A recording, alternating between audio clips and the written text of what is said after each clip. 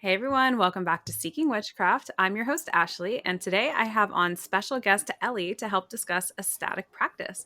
Welcome, Ellie, to the show. Please introduce yourself. Hi, my name's Ellie. I'm a Gardnerian high priestess in London, and I have been interested in ritual and effective ritual and ecstatic practice for about the last 12 years. And for quite a long time before I had kids, I ran open rituals in London for about 3 years, once a month, which was great.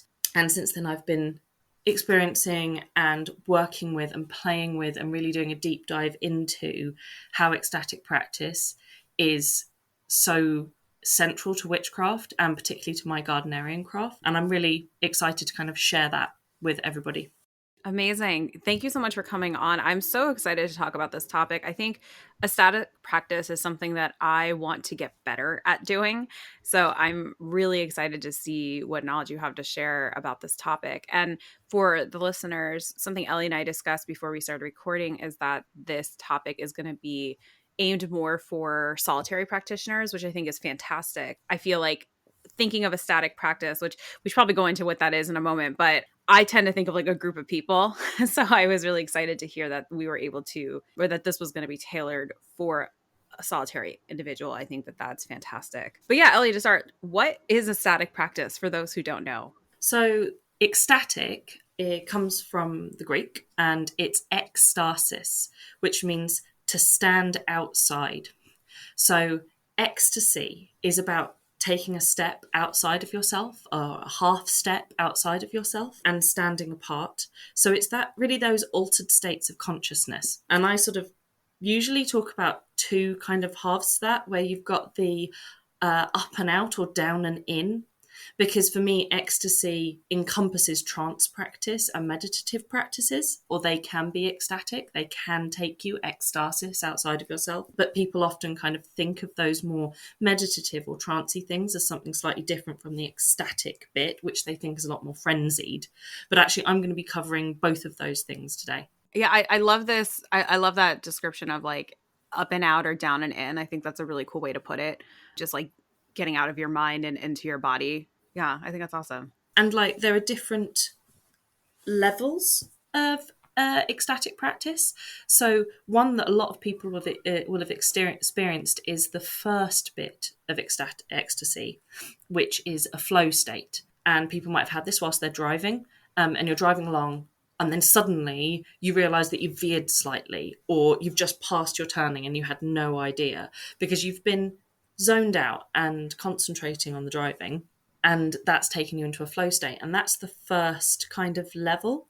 And these are different brainwave patterns often, and you kind of go from that all the way into deep trance. And we've seen, you can see like videos online of people doing that, some of the trance work that they do in voodoo and voodoo with the total trance possession, and those really cool, really kind of extreme ecstatic states are really interesting.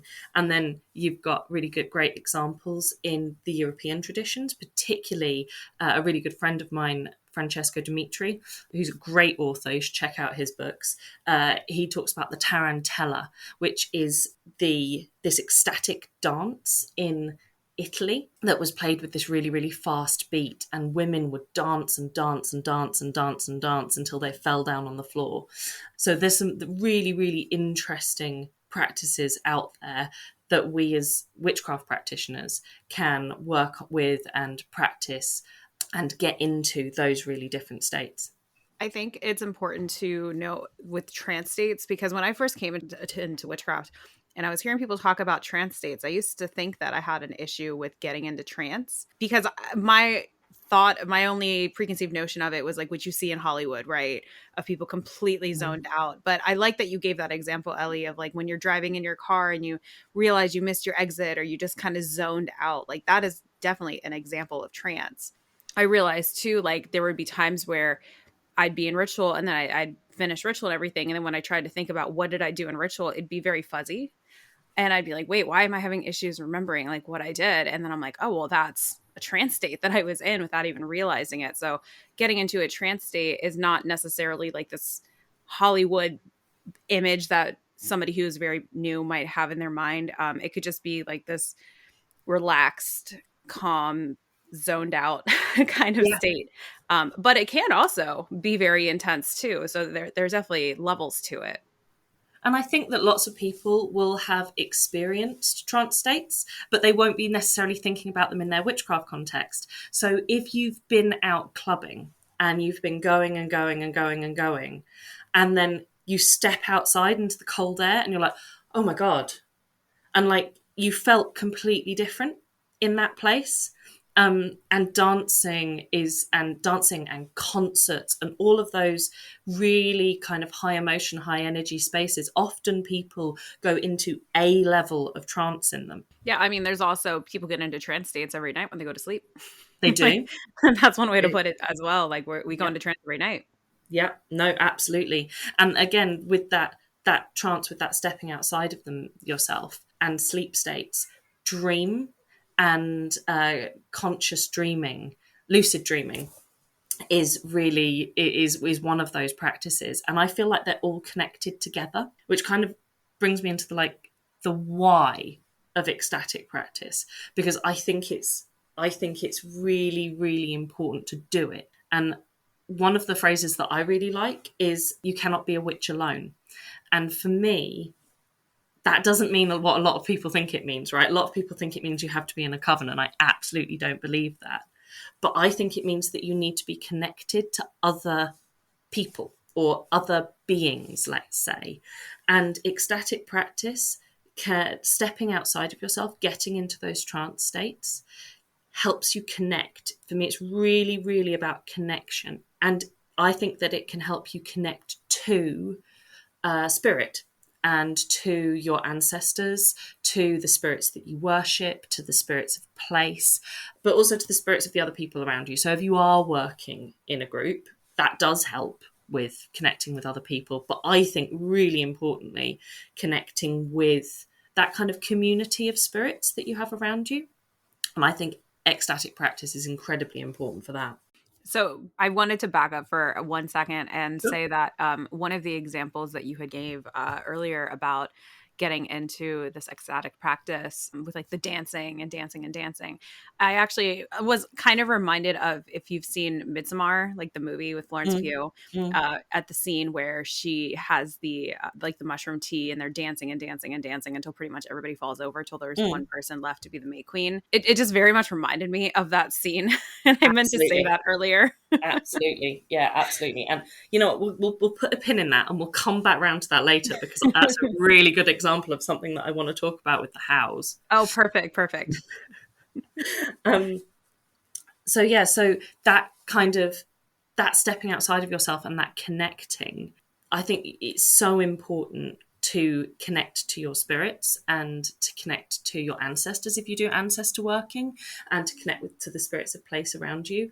And I think that there's a lot of kind of doing that with divination and augury. So, people will observe the movements in flames and the movements in smoke, or work with their tarot cards maybe to get those messages from spirit. But I think that doing ecstatic practice and repeatedly doing ecstatic practice, changing your brain state, getting into trance, getting into that kind of ecstasis position, really helps you connect with your intuition and your subconscious and unconscious, and helps you develop your psychic powers, but also really can help you get into that space where you are more open to that communion with the with spirits, with the power, and with magic. So, for those that are listening to this, and before we get into how to do this, Yeah.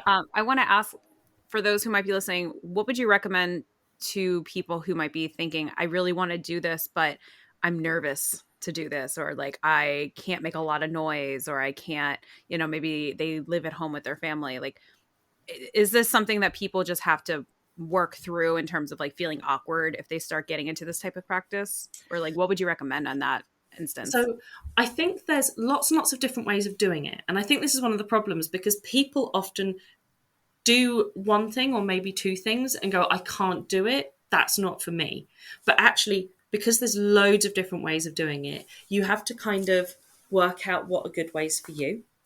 And then the other thing, my big tip would be layering them. So taking multiple different things and kind of putting them on top of the other. So, for example, you might have some sage tea for the thujan that's in that, which is a really good herb to help with this practice.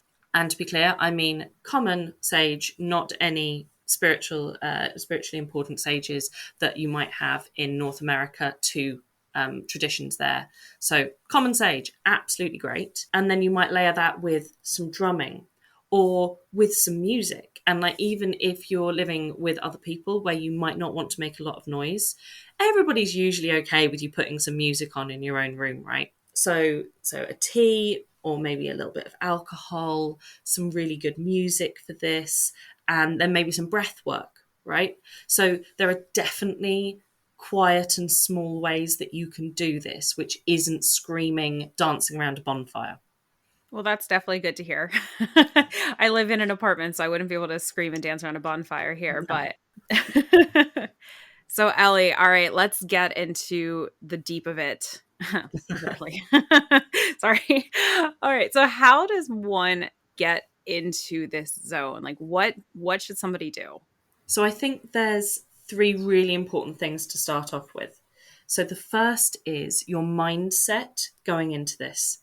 Um, so with any magical work, actually, I think that you should really have a good mindset going into it. So whatever practices that you do around grounding or centering, you should absolutely do those, and that you should be clear on why you're doing this practice in the same way that you should be clear when you're doing any spell or ritual why you're doing that spell or ritual.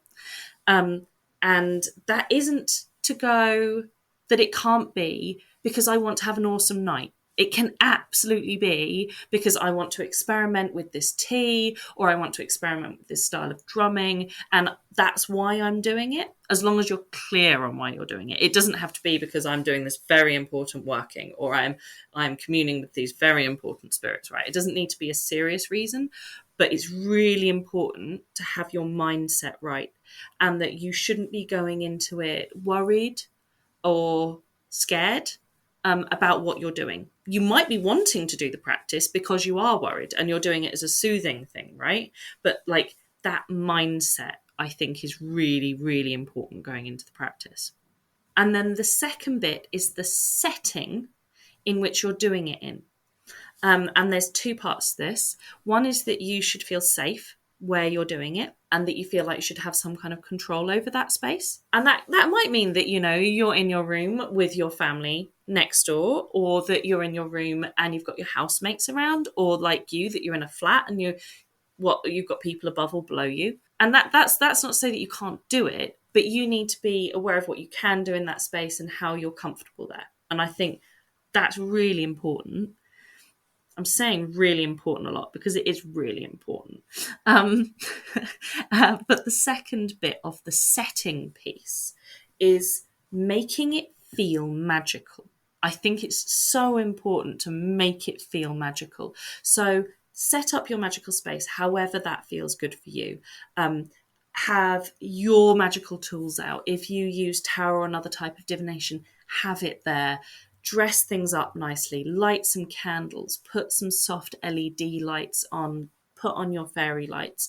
Make the space feel magical to you because it is so much easier to get into that headspace if you're not looking at your homework or if you're not looking at your pile of washing in the corner. Now, I'm not saying you need to get up and do your homework or put away your pile of washing, but maybe shove it behind the curtain so that you can't see it. So, yeah, that set and setting piece are kind of the key basis to go into the ecstatic practice. One of the things that I've heard a lot of people on Witch Talk and Instagram talking about is protection. And I think this is probably less important than a lot of people think it is. I know that's quite an unpopular thing to say, but you don't expect somebody to come and bash your door down, right? You're not like under a constant state of attack in your home. And I don't believe that you are like psychically or energetically either. I think that if you have a good relationship with the space that you're in, if you have a good relationship with what's going on around you, then you probably don't need to do a lot more than you would normally do with this. So I myself will cast a circle, I'll carry some incense round, I'll have my candles lit, but that's it. I don't do anything extra special because I'm going to do an ecstatic practice. I love that you bring that up actually, because this is such a hot topic right now on the witchcraft internet scene of over protection and over banishment. And I've seen people posting about this topic and posting how people will constantly be doing, let's say, the LBRP every single day, and they're constantly cleansing and banishing things in their space. And then they're having trouble connecting with different spirits and they're asking why. And I mean, the Yeah. obvious answer is that you are over banishing your space. I mean, if you want to make sure that you're not having certain things come to you, then like it's not a problem. Like there's no issue doing the LBRP every day if that's part of your practice. But I love that you bring that up, Ellie. Like if you want to connect with certain spirits, perhaps maybe just see where your space is at the moment before completely cleansing it, if that makes sense. Oh, absolutely. And I think that you need to think about the spiritual world around you in the same way that you would um, a piece of woodland. You don't want it to be a monoculture. You don't want to scrub it clean. You want it to be in kind of a healthy balance, and you want to be one being and one spirit that is in communion and community with the energy and the spiritual world around you. And if you just clear everything out, then it's like you've gone, this is my plot of land here, and just cut down everything and salted the ground. And like, great, now I've got this clean piece of dirt around me and I am safe. And you might be safe, but you're also very lonely and it's not a very nice place to live. Exactly. Like you might not have any weeds intruding your yard at that point, but you might not have any grass either. No. And you know what the best thing for keeping the weeds out or keeping the nasties out is having a really strong community of spirit around you, right? If you've got the Exactly. equivalent of the big tree casting shade, or the really nice, in the UK we have really nice like periwinkles and green alkanets. I don't know what the similar thing is in the US, and that kind of keeps out the poison ivy and the stinging nettles, right? Because they don't have the space to grow because all of the great things that are there. Yeah, I love that we're bringing this up in this episode. I think it's definitely like good food for thought or food for thought for people to consider. Again, nothing wrong at all if this is part of your practice and you like engaging in, cleansing your space. But also don't forget you can call things back in and you can have offerings to develop these relationships with spirits. There's things you could do to cultivate this relationships that you with the spirits around you that you don't need to banish things every single day. And actually, I think that leads really well into kind of the first one of the first techniques of ecstatic practice, which is using substances. So my favorite ones are frankincense, red wine, and sage, common European sage.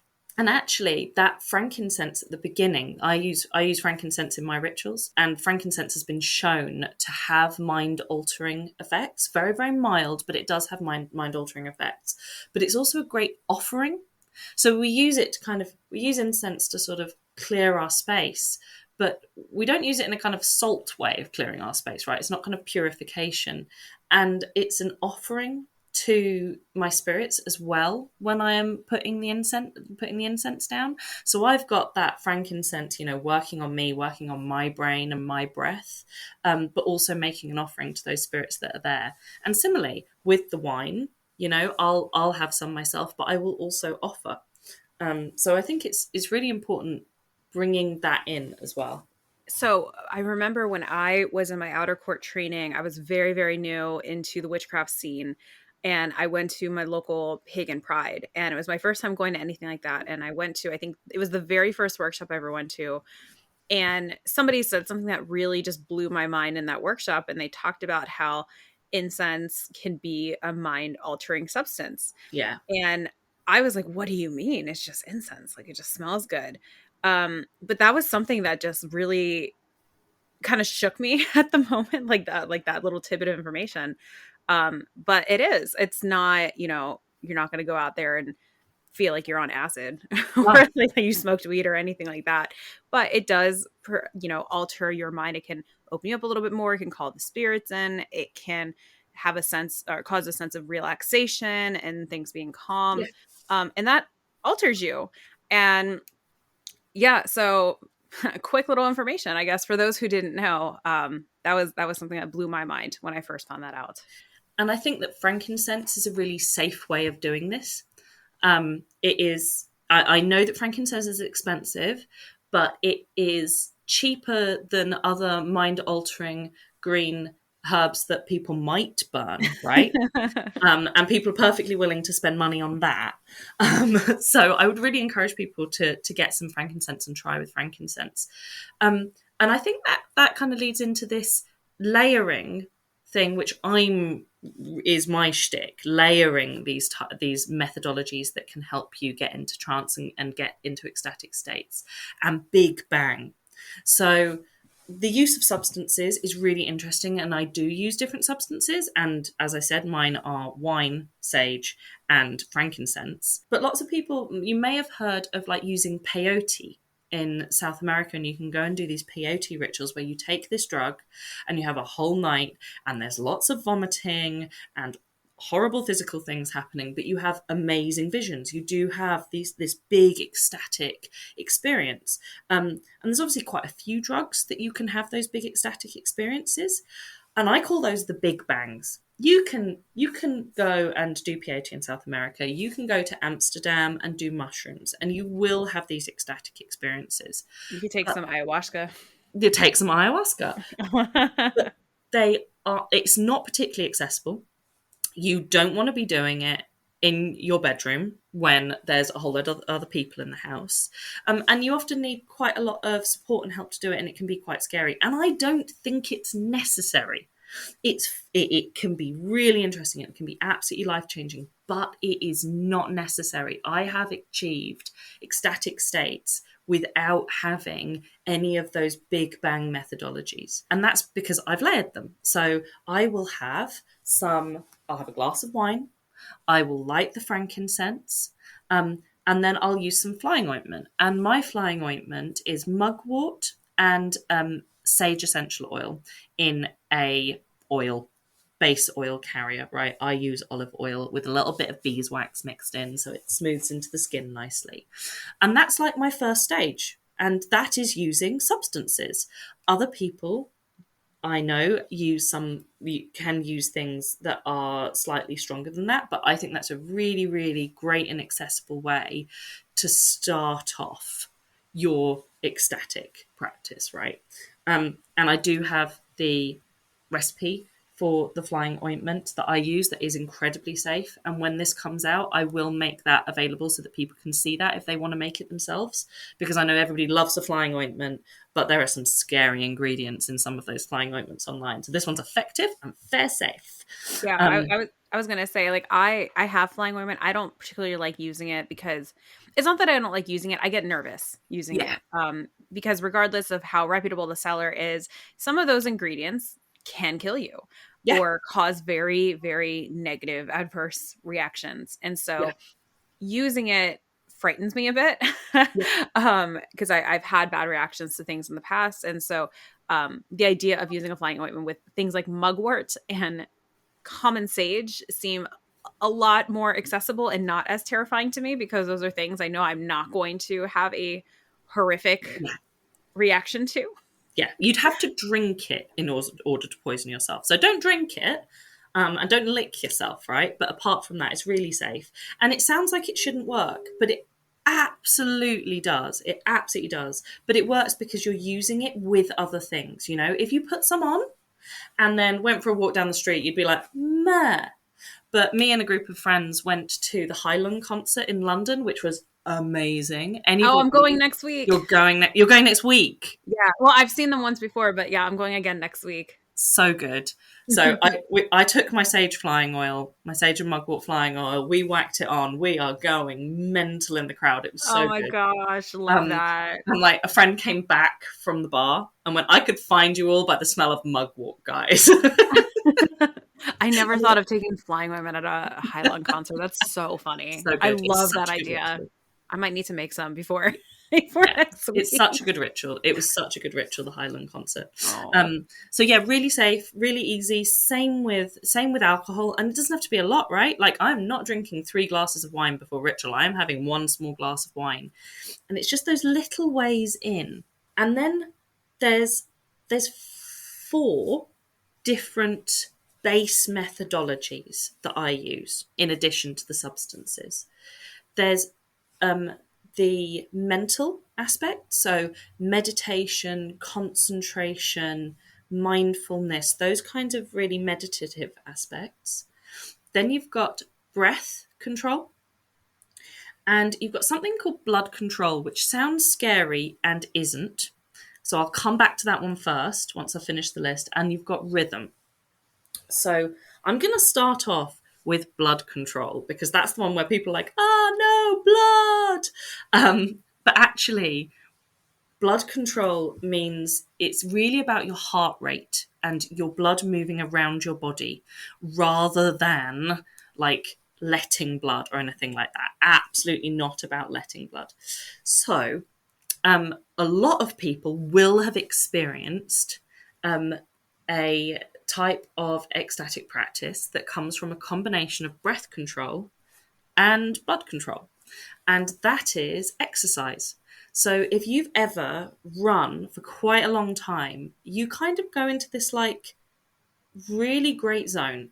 And I'm saying this because other people have told me this because I have absolutely never run long enough to get into that really great zone. I surprisingly have done this and it shocks me every time. Yeah, yeah. Um, and that's because what we're doing is we are getting the blood pumping way more around our body, and we're changing and often really kind of making our breath rate really rhythmic, you know, in and out in quite a standard way because we're exercising and we're not thinking about it. And that does stuff to us, right? Gets our it gets our blood pumping, it changes the rate of oxygen that we've got going to our brain. Now, I'm not suggesting that people jog on the spot for ritual. So I guess the question is how do you do this practically? So you can use movement, right? You can use dancing. You can use shaking. I've used shaking before, which is really interesting.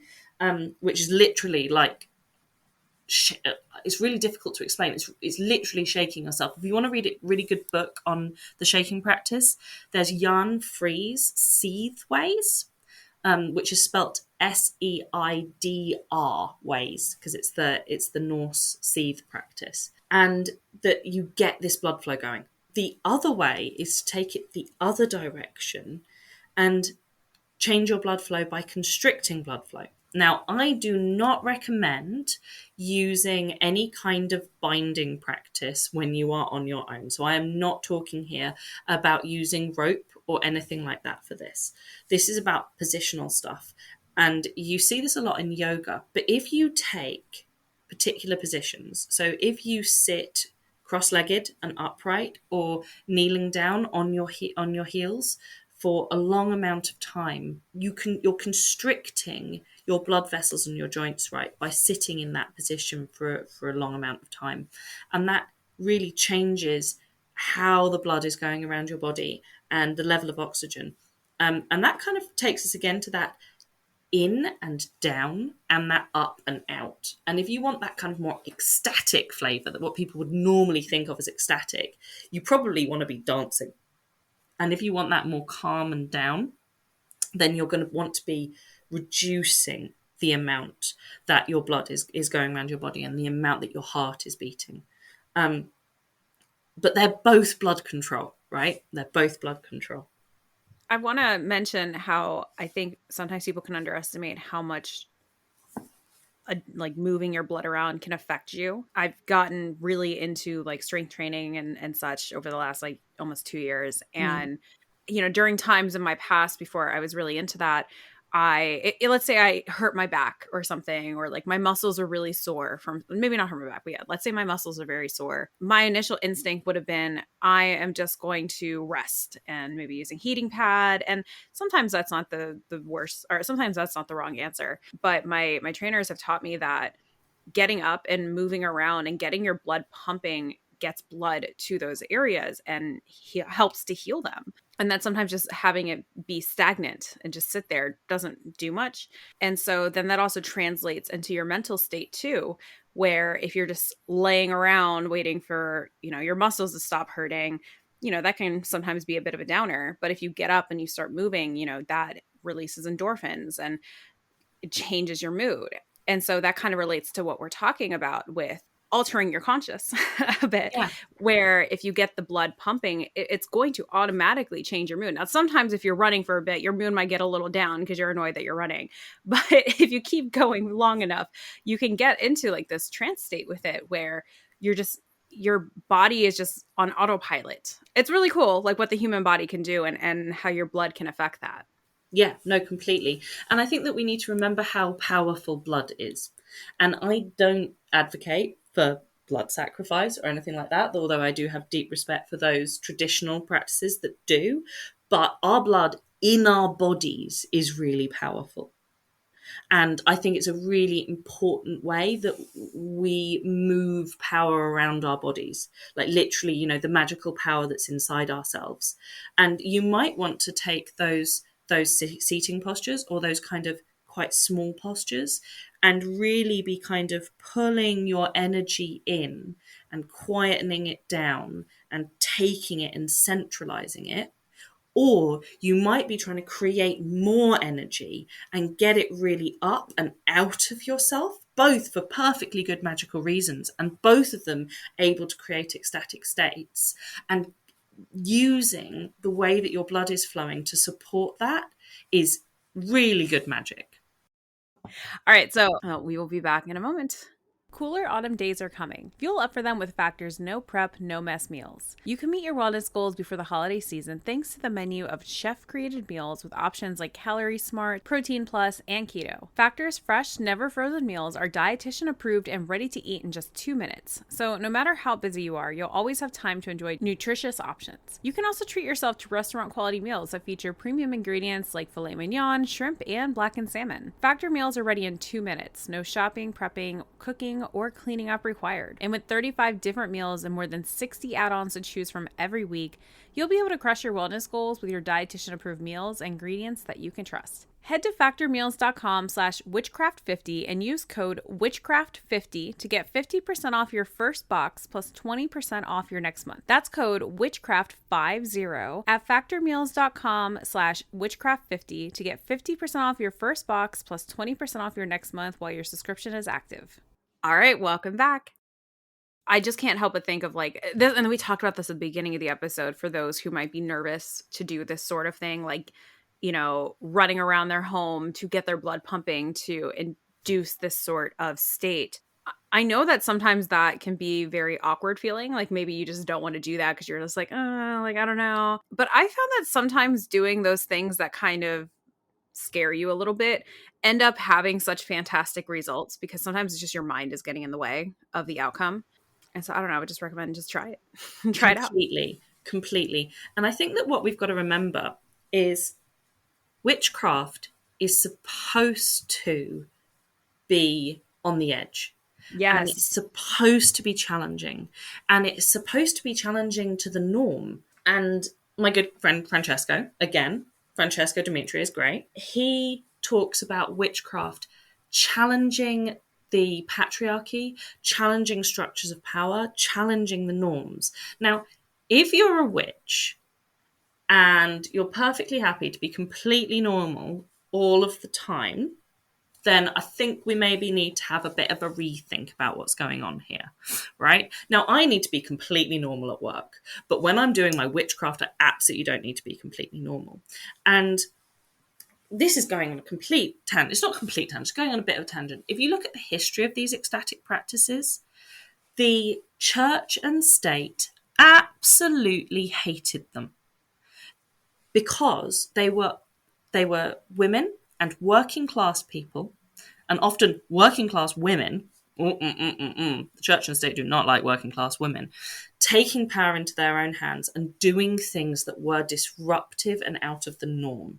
Now, I'm not saying that you need to go and do this in the middle of a church or in your local park, but own the fact that you are doing something that is transgressive and something that is powerful and something that is disruptive, because witchcraft should be transgressive and powerful and disruptive. So go, yeah, I'm feeling silly in my room on my own doing this, but that is a powerful magical act in and of itself. It's funny too, is that it's not just witchcraft that does practice, or, people in paganism, or, well, of course not. It's not just us that do these sorts of practices, but even Pentecostal Christians do this. They Yeah. speak in tongues, they throw themselves on the ground, they're rolling around, they're letting the Holy Spirit, be around them and help with these ecstatic practice and these just going crazy. Not crazy, but just going all out. And so if you look at it in that aspect too, I mean, this is not just a witchcraft thing. This is universal. Yeah, these are technologies of connecting to yourself and to spirit and getting out of your head that work, but they've always been part of witchcraft. Absolutely. And I've gotten completely distracted there. So we've talked about the substances, so wine, incense, and flying ointment for me, and then the blood control. The third part of it that is really important and connects in so closely is breath work. And breath work, I think, is absolutely essential and really, really effective. And it can be effective on its own. But what I would encourage everybody to do is layer all of these things together. So, breath work, so it can come in a really, really simple form where you're just concentrating on your breath, like they do in like mindfulness practice. So I think the optimum is in for 6 and out for 6, and in for 6 and out for 6. And I have done a ritual where I put on a drumming track and I lay down on the floor, made myself as comfy as possible, and I just did in for 6 and out for 6. And I was going to do 15 minutes of this. And I thought I had done 15 minutes of it. And when I finished the ritual and I went to go and look at my phone, it had played through the 15-minute track 3 times. So I had done 45 minutes of in for 6 and out for 6 by accident. I love when Because that happens.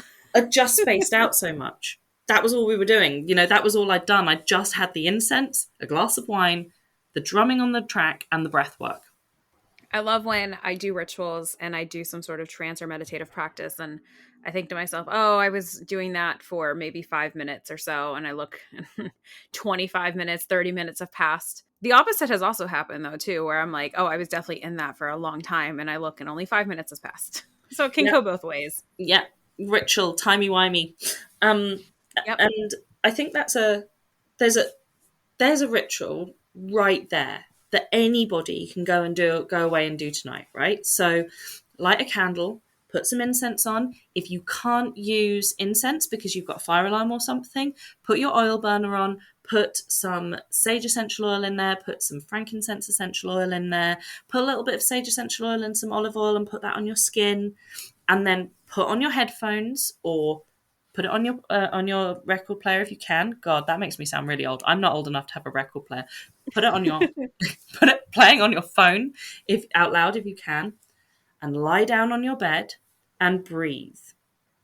And then once you've done that for a while, past the point where you're like, oh God, this is boring, through to, oh God, have I been doing this for too long, and out the other side of that, do that for as long as you can, and then sit up and do your preferred method of divination. Stare into a candle flame. look into a black mirror or read your tarot cards, throw your runes, right? And I did that ritual and I looked into my black mirror and I had some of the best visions that I've ever had from a really quite small, self contained, quiet practice that was still really, really effective because I'd layered all of those different things together. I think it's really important to put those things together and just to like build yourself up to the best, setting yourself up for success. Yeah, I think I think is a really good way to put this of you have the music, you have the wine, you have the incense going, you are perhaps sitting in a certain way to cut off circulation in some sort of way. All of these different things that you could do, I think, build upon each other, and layering them together, I think, is such a smart way of going about this. yeah. And I think it's a really safe way of going about it as well. You know, you're not having to like sit until your legs go numb or take a whole load of very mind altering drugs, or, you know, there's amazing practices that they do in Kundalini yoga where they breathe for ages and ages and ages and ages. And I didn't need to breathe for 9 hours, right? I did it in 45 minutes because I added a whole load of witchcraft around it. Um, and actually, I think that with the breath work, the second thing that is really effective is chanting, because chanting takes us to this place where we do have to have a regular in breath and a regular out breath. And that's often actually a short in breath and a long out breath because we're chanting. Um, and that is so good. That short in and a long out is really, really good for changing our brain state, getting into that altered state of consciousness. And I've got two tips on chanting. Either should be something that you love and you know really, really well, or it should sound like complete nonsense. Um, so I've got, what do I use? There's one that I use. So I chanted all the way through the delivery of my first child. Oh, I Because love that. because the midwife was like, breath work really helps. And like they were teaching, like, you know, in for two, out for two, in for four, out for four kind of things in my antenatal class. And I went, hold up, I'm a witch. I've already got a breath work practice. I will chant. So, like, I did The River is Flowing, which is quite a famous reclaiming chant, I think from the 1960s and 70s. And I knew it really, really well. So I didn't have to think about it because I knew it really well. So taking a chant that you know really, really well is great. And that doesn't have to be like a witchy chant. It can be a song that seems appropriate for what you're doing that you know really well. Or you go the other way and you come up with something which is abstracted.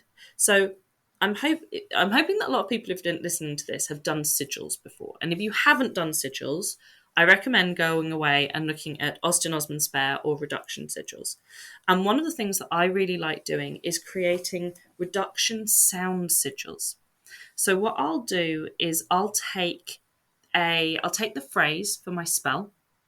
And whereas if you were doing a written sigil, you'd get rid of all of the vowels and then you'd take the consonants and you'd layer the consonants together.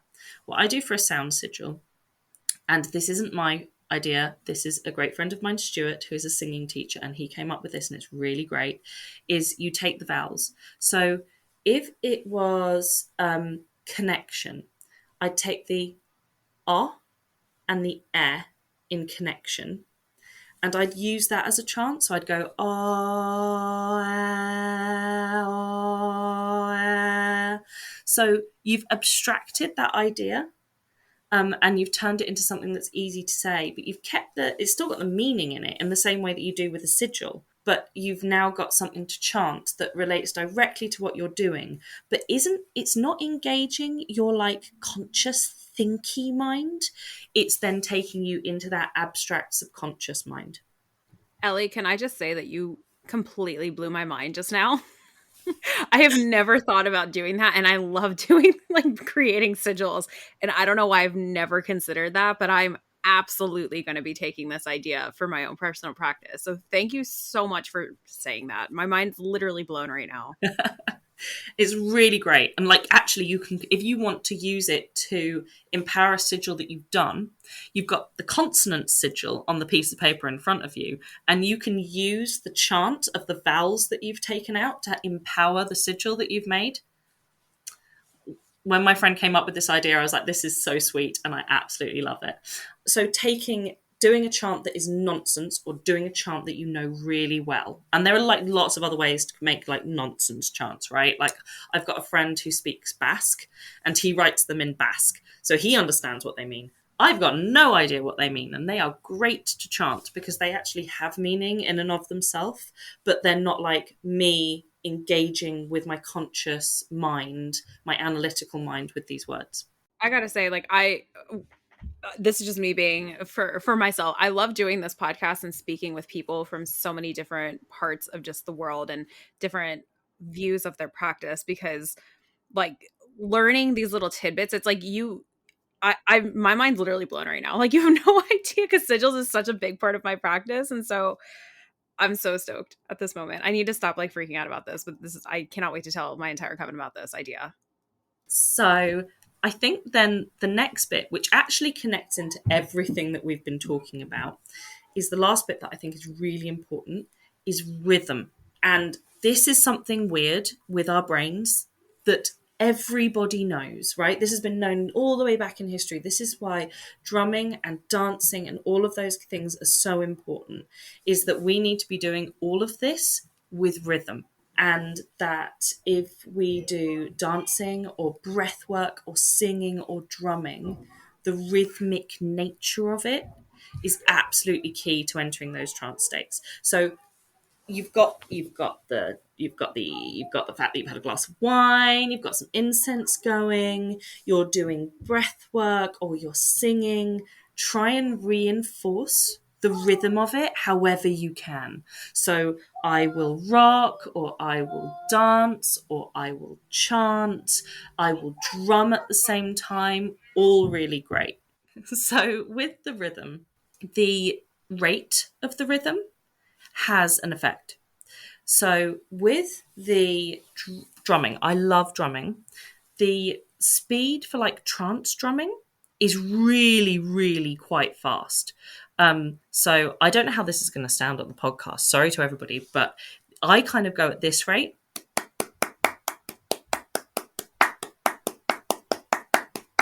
So it's quite a fast drumming technique. And if you go with that, that has been shown to change our brainwaves and change our heart rate, and we kind of end up kind of in sync with it.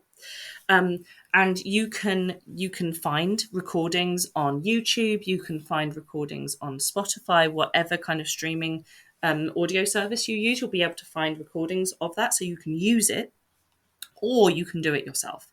And I love getting a drum and sitting there and drumming myself, right? And I think that's a really, really effective way of doing it. And remember to layer in your breathing, right? Don't hold your breath whilst you're doing that. Keep your breathing going whilst you're doing that, or chant whilst you're doing it, something like that. And I think that's a really, really great way. And then if you use a slow beat, you're kind of you are going into that slower and deeper state, whereas the faster rate will do that kind of up and out. So that fast rate is the rate that in traditional shamanic practices they'll use whilst journeying. So that's really, really great. I know that a lot of people get worried about cultural appropriation. I am English. I am very English. And I've done a lot of research into this, and I am comfortable using drumming as part of my witchcraft practices. We know that it's obviously used in Ireland, but there was also an English tradition with a particular drum called a rattle drum, which unfortunately you can't buy anymore. They don't make anymore. That was made out of sheepskin, but a similar round frame drum. So I use that in my practice. Not a rattle drum. I use an Irish bod drum because you can't buy the English rattle drums anymore. So the drumming is really, really great. Or if you're doing a slow chant, that obviously has a different vibe to doing a fast chant. Or if you're doing a slow rock or a slow breath, and you can play with these different things. And some of you might find that it's the really, really up energy thing that gets you out of your head. And some of you might find that it's the really, really slow stuff that gets you out of your head. And other people might find it's in the median. And none of it is wrong. And some things will work at some times for you, and other things will work at other times for you. So don't do one thing and go, oh God, I can't do this. Like, try different stuff out, try different methodologies out, try it at different times of day when you're feeling in a different way, and kind of go with what's the right vibe for you and keep going. I think that's the most important thing. Keep going. Keep going past I'm bored, and keep going past I'm feeling silly. Because this isn't this isn't this isn't stupid, and it's not wrong, and it's not messing around. So don't do it like you're messing around. Do it like you're mean it, and go for it. And even if you haven't managed it the first time, you might manage it the second, or you might manage it the third. And even if you haven't managed it to the state that you want to manage it, your effort will be noticed and it will be appreciated. Or it certainly is. My gods and my spirits notice and appreciate my effort. And then when I do get there, it's like, yeah, well done, you did it. Woo, go you. Yeah, I was going to mention that as well too. Is that if you just try one or two or three times and you're not really getting much from it, keep going, keep trying, try different techniques, try different layering techniques. Maybe frankincense isn't the incense you should burn. Maybe you should try a different one. Yeah, Maybe wine doesn't work for you. Maybe have some tea instead, or a shot of whiskey. yeah. There's different things you can do. You could try it fast, you could try it slow. Give it a good try, a couple of tries, because you're not always going to get things nailed down on the very first or second or third try. It takes time and it takes effort, and it's not always instantaneous. And I'd quite like to come back around to the midsummer thing that you talked about earlier. So the layering. She danced like a crazy person, but she also had mushroom tea, right? So it's that do lots and lots of things. Do lots and lots of things. Do lots and lots of things all together. Layer it up, like deck out your room, light the candles, light the incense, have the glass of wine, with a shot of mugwort liquor in it, burn your frankincense, chuck some sage on it, whatever your favorite things are.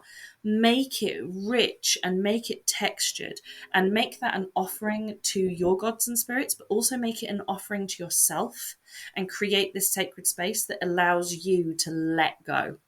Two things. One, I'm about to Google mugwort liquor and see if that's a thing near me, or how to make it. Maybe with some Everclear. I've never heard of that before. That's pretty cool. But two, in Midsummer, in that scene, and for those who have not seen this, you should watch the movie. It's fantastic. In that scene, what is important is not only is she drinking the tea, not only is she dancing, but the music too. In the very Mm, beginning of that scene, the music is pretty high energy and it's fast paced. But at the very end, when it's getting to the end, the music actually slows down quite a bit, mm. and it gets a lot more trancy and vibey and exhaustive. So that's also one thing to keep in mind too. If you can't uphold this super, super high, fast paced energy, but you want to try it, don't feel like it's all or nothing. You can absolutely mix it up.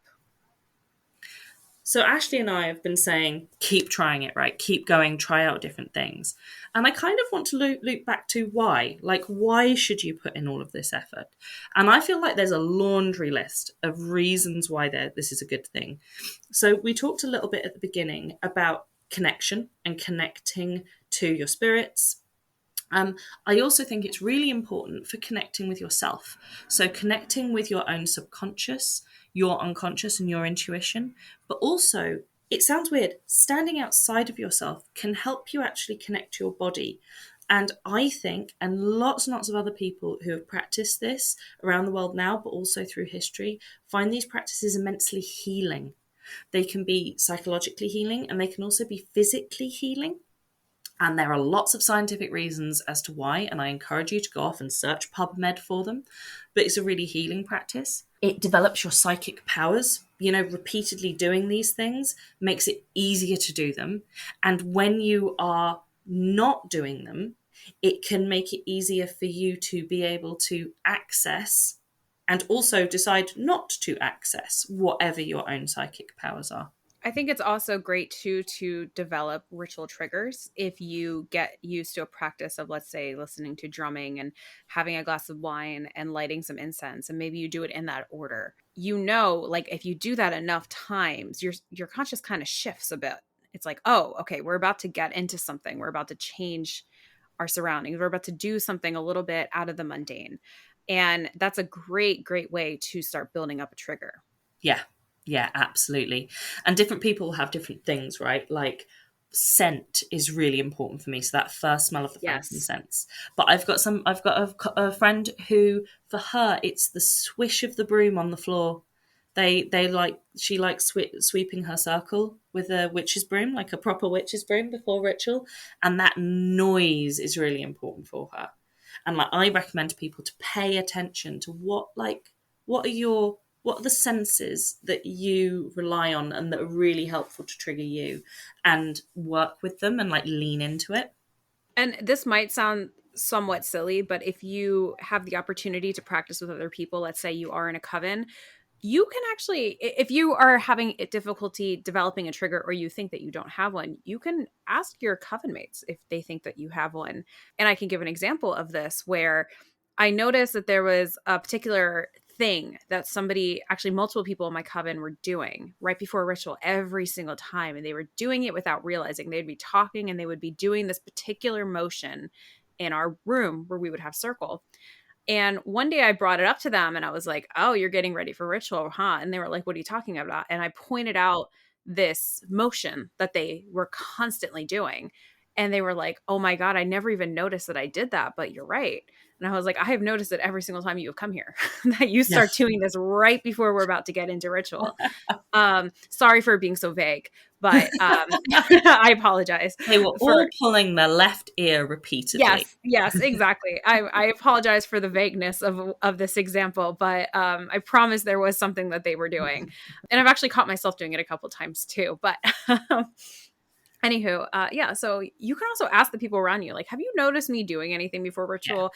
There's a chance they might say no because sometimes people are just kind of in their own world, especially before starting a ritual. But it doesn't hurt to ask if you're having any difficulty, if people have noticed things around you. And the working with other people thing I think is really interesting, and that's going to bring me back round again to layering. And I do keep on banging out on about layering because I think it's really important, It is which so is, important. yeah, which is that if you are practicing with other people, breath work might not work for you, and drumming might. But the person next to you, drumming might not be so good, but breath work might be great. And if you're only doing one thing for your ecstatic practice, then it might not work for the other people that you're doing ritual with.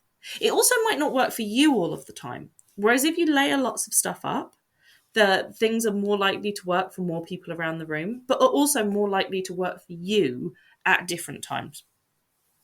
I love that you brought that up because I know of people where things like drumming helps get them into the ritual mindset and helps them get ready for this type of practice. But for other people in the room, they cannot stand the drumming. And to them, it's bothersome. There could be another example too, where perhaps somebody really likes lighting this one incense, but maybe somebody else in the room has an allergy to that incense, or Mm, they just absolutely cannot stand the smell and it knocks them out of it. So it's very important, especially if you're working with other people, to have multiple things that you can layer on, because if for some reason you can't do step 2 out of 4, let's say that you do have at least other things kind of, in your sleeve that you can pull out to help you with this. But that's also part of, working with a coven, is having to adjust to the people around you as well. And they also have to adjust to you. yeah. So it's compromise. It's like a relationship. So it is very important to have different things that you could do just in case something happens where you can't do maybe one of your most favorite types of triggers, like banging a drum. Perhaps you go on vacation and you can't bring your drum with you. Then what are you going to do? I guess you could drum on the floor, but you get what I mean. And if anybody is ever lucky enough to get to teach other people witchcraft, don't leave stuff out. People go, well, chanting didn't work for me, so it doesn't work, so I'm not going to teach it to you. And I don't think that's fair, right? There are definitely things that don't work for me, but I would never go, they don't work. And I would never go to the people who I teach, I'm not going to teach you this because it doesn't work for me. Like the thing that, I said earlier about running for ages, that absolutely doesn't work for me. It's called sweat catharsis. I do not get sweat catharsis ecstasy. I absolutely don't. But that doesn't mean that I don't go, it isn't a real thing. It absolutely is a real thing. And you can do it. And if this is something you want to do, go away and work with it and make sure that I'm going to make sure that you know that that is a thing and how to do that thing. I agree. I have a bit of a bad knee, and I always tell my students, like, if I can't run, like, let's say we want to do something that involves running to build up that energy, y'all can run. Like, please run. I will stand in the corner and I will do my own contribution. I'll have my own contribution to the energy raising, but you guys go right ahead. Just because I can't do it or it doesn't work for me doesn't mean that it's not going to be beneficial for other people. So I love you bringing that up, Ellie. I think that's so important as teachers. We need to teach our students everything that we can, even if it's not something that works for us, even if it's something that we don't vibe with. I'm not into astrology, but if my students really want to know astrology, by all means, I have support for them. It's not my thing, but that's okay. For most people like astrology. I will let them know very clearly it's not my thing, but they are free to do whatever they want. And I have people they could talk to for that area of expertise that I do not have. You just talked there about the running around for raising energy. And I think that's really the last point I want to make on why ecstatic practice. So we've talked about the fact that it connects, and it connects with spirit, and it connects with your own subconscious, and it develops your psychic powers, and it's really healing. But I think the last thing is it's really, really good for raising power. And you've got this kind of loop. You've got this feedback loop, because what some of the people who are listening to this might have noticed is that breathwork, chanting, dancing, drumming are all ways of raising power. But my argument is that they raise power because they change us, because they change our minds, because they change our energy. They raise power. And then because our energy is changed, because our brain states are changed, because our energy levels are changed. I think I just said energy twice because I'm talking about energy a lot. Okay. That raises power. That creates ecstasy. Ecstatic states raise power. Raising power creates ecstatic states. And we're into this cycle. So you end up in this place where it's a feedback loop. So do these things, do ecstatic states, because it is incredibly powerful for your spells, because it's incredibly powerful for your magic. So they're always talking about empowering spells, right? This is how I would do it. I would get myself into this space. I would get myself into this space by doing these practices where I am open to my own power. I'm open to my subconscious and my intuition and my intent, but I'm also open to my divinities and my spirits. And I'm open to the energy in this really safe, held space with the right mindset, because I've created that. You remember we talked about that earlier. And that is the oomph that pushes my magic forward. Whether I'm then using that for divination, or whether I'm using that to empower a sigil, or whether I'm using it for like some herbal preparation that I'm making, or whether I'm using it for other types of magic where I am literally sending out my power into the world to affect the change that I want to make. We talk about like, oh, I'm going to do some drumming to raise energy. And I think we're missing out that key bit there, which is that we're doing the drumming to raise energy. And it's not just the drumming. It's not the drumming itself that raises the energy. It's the effect that the drumming has on our energy and our power and our state of mind that raises the energy. The energy is coming from us. And it is the things that we are doing, the rhythmic stuff, the breath stuff, the heart rate, the chanting, the drumming, the singing, all of those kinds of things that then creates this mindset which creates our power, which helps us bring our power out and into the world so that we can do magic. That is so beautifully said. And that is so true. It's not the drumming, it's not the singing, it's how that's impacting us and what that is bringing out of us and what these tools are doing to help us raise this energy and perhaps lose ourselves in that moment and just be fully there, which sounds like a contradictive sentence, right? Losing Mm, yourself and being mm, fully mm, there. mm. But yes, And beautifully said. one of the things that I've heard seekers say to me is, "Oh, but I don't, I'm worried about doing magic for superficial things, or I don't have anything I really need to do magic for, and I don't want to be like bothering my spirits, or like I don't feel like I've got an important enough reason to do this." Well, you know what's a really good and important enough reason? An important enough reason is offering, right? You do this stuff, you raise this energy, and then you go, actually, this is an offering to my gods, or this is an offering to my house spirit. So you've had a lovely time, you've gotten this practice in, and it's not for nothing. The energy isn't just kind of dissipating into the world. You can use it and dedicate it to your community of spirits. And I find that there's a reciprocity there. And that if I do that, then the next time I come to do some ritual, they're there and they're supporting me. And then the next time I come to do some ritual where I'm maybe not on top form, maybe something, I'm really stressed, something bad has happened, or like I'm trying to find a new home at the moment. This is incredibly stressful and I'm quite tired. But I have put that into building these relationships. I've made those offerings of not only, bread and wine to my household goddess, but also the energy of the practices that I've done to her. And then I come to this space, come to my circle without much energy. And you know what? It's there because going back to that thing at the beginning that we were talking about, I've cultivated my little patch of forest. And then when I am low, I can go into that little patch of forest and it will support me. I gotta say, spirits love getting offerings. And it works out for both. I mean, you get a chance to practice and the spirits get fed. It's a Yep, win-win. absolutely. Absolutely. Um, and I think one of the things is, and I want to remind both uh, the people, the British traditional Wiccans listening to this, as well as seekers and solitary witches who are out there. I am a Gardnerian high priestess, and this is all completely within my British traditional Wicca practice. Right? This is not alien to it. This is not something that is outside of it. It is completely central to it.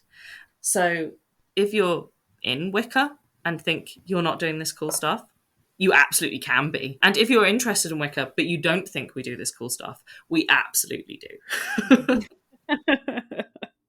Love it. Well, Ellie, do you have any final comments or suggestions or advice for those who want to get started in this practice? Do it. Don't be scared. Make sure that you're going into it with the right mindset and that you've set up your space so that you feel safe and held.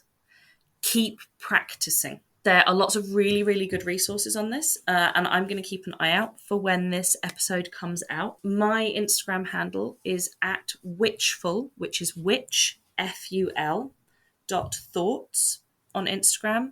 And when this comes out, I will put up some links to some really great books that really helped me looking at this, and also some good resources online that you could look at around this, because there is so much out there to know, and there is so much to do. But I'm hoping that what we've talked about today gives people some easy, simple, but really also effective and strong ways into how to do these practices.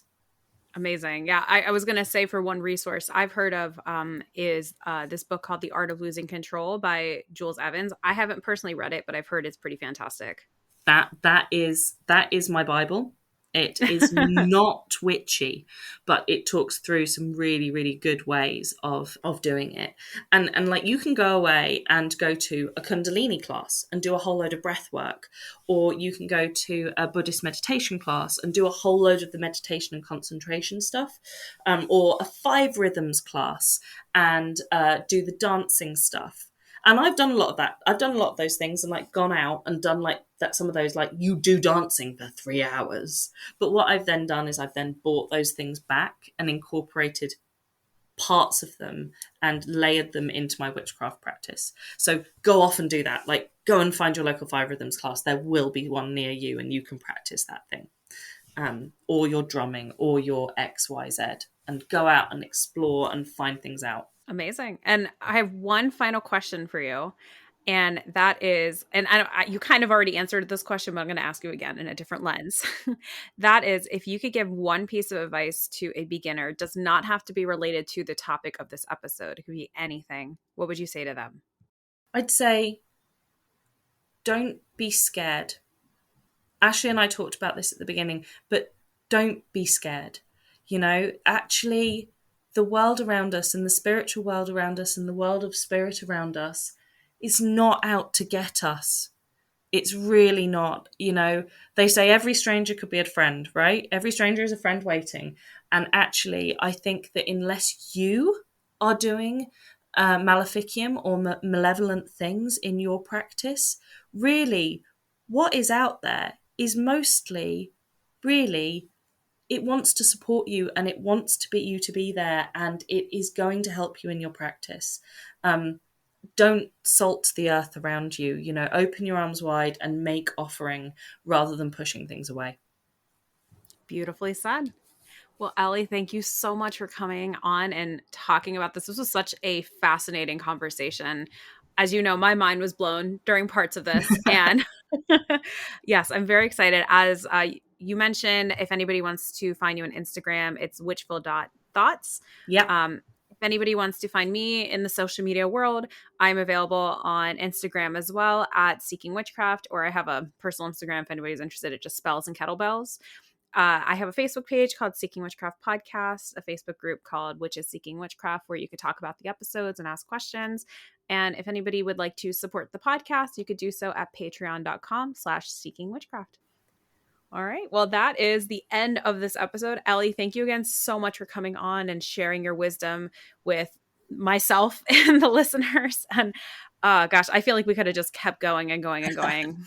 This is such a fascinating topic. Thank you so much, Ashley. It was really great to be here. Of course. All right. Bye, everyone. Bye.